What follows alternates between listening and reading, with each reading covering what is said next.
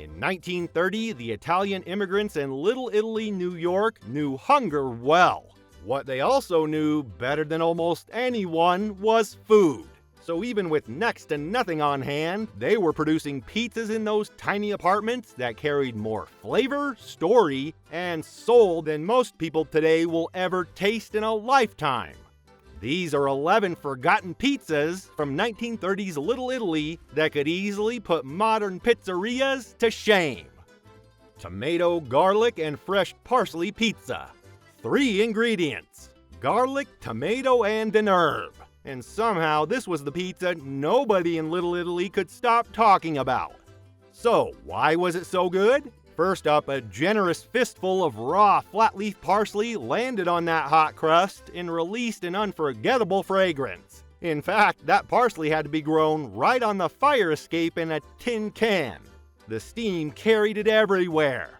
Once this pizza was ready, the cramped tenement kitchen smelled like the streets of Naples. Who knew pizza could make one feel at home? Up next, wait for a pizza that once impressed a queen. Pizza Margherita. Queen Margherita of Savoy tasted it once and never forgot it. By the time Italian immigrants carried this pizza to Little Italy in 1930, it had already outlived empires and retained the same 3 ingredients: tomato, mozzarella, and basil. On Mulberry Street, women tore the cheese by hand because cheese graters were a foreign concept. On Sunday evening, the whole family gathered. There were no pizza cutters, just a bread knife and a table full of people who had left everything behind, except the good old Margherita. Speaking of originals, this next pizza is one that most people have never even considered. Anchovy pizza. Anchovy pizza is one of the 3 original Neapolitan pizzas ever created. It sits right alongside Margherita and Marinara. And in 1930 Little Italy, it was everywhere, because anchovies were cheap, preserved in salt, and could last forever on a shelf. The moment those little fillets hit a hot oven, everyone knew that a meal was guaranteed that day. The fillets dissolved completely into the tomato base, leaving behind a deep, briny richness that made every single bite taste like the entire Mediterranean coastline. It's surprising how just fish, dough, and fire could birth something so magical. Now, imagine a pizza with absolutely no toppings, and somehow nobody complained. Pizza Blanca. Pizza Blanca is older than the Roman Empire itself, built on nothing but dough, olive oil, and coarse salt. Bakers tested their ovens with it every single morning. First batch daily without fail. What came out was crackling at the edges, cloud soft in the center, and gone within minutes. Children grabbed torn pieces before school, while fathers dipped them in coffee at dawn. It was simple but unforgettable. Not even being in a new land could write it off. Onto a pizza that brought an entire Italian forest straight to a New York pushcart. Mushroom pizza.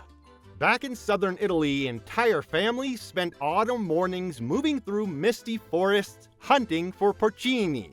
Then they came to New York and the forests became pushcarts on Hester Street.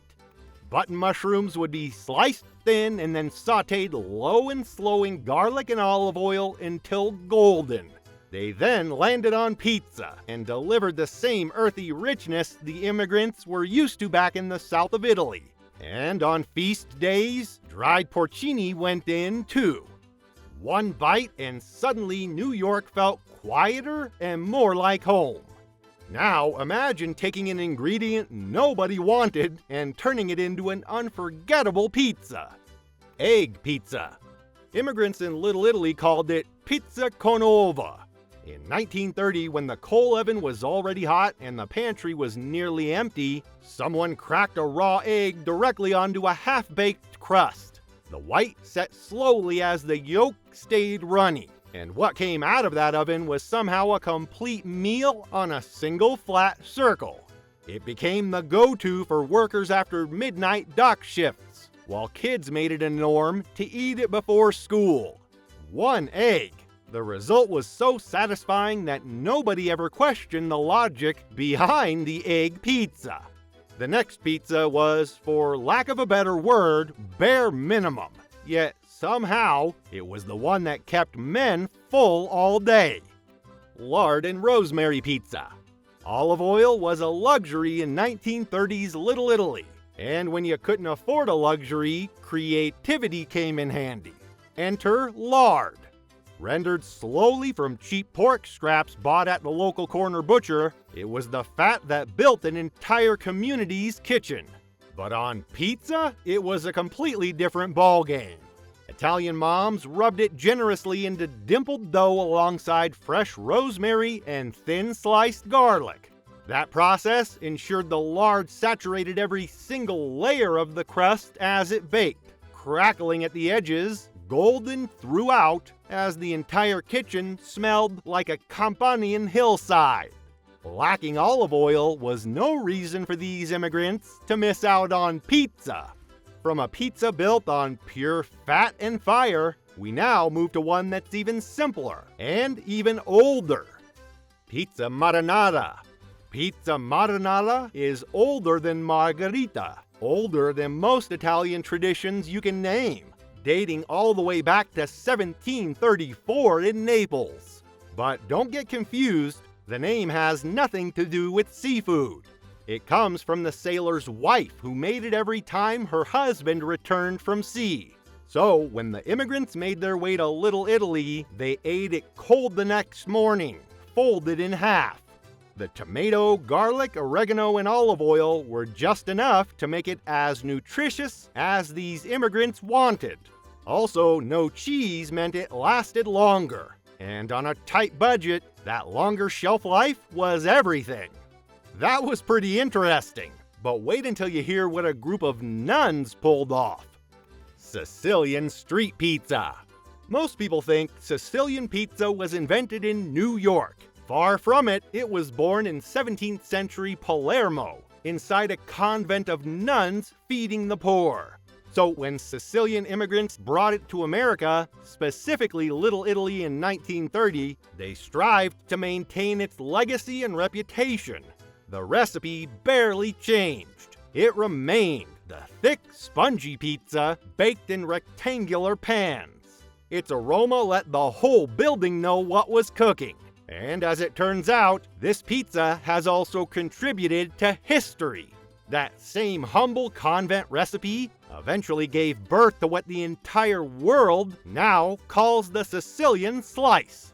From a pizza born in a convent, we move to one so deeply Neapolitan that immigrants simply refuse to live without it.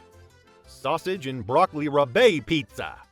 There was a saying common among Neapolitans: sausage is the death of broccoli rabe, meaning the two were simply made for each other and there was no escaping it. In 1930 Little Italy, Neapolitan immigrants hunted this combination down with a stubbornness that only Italians truly understand.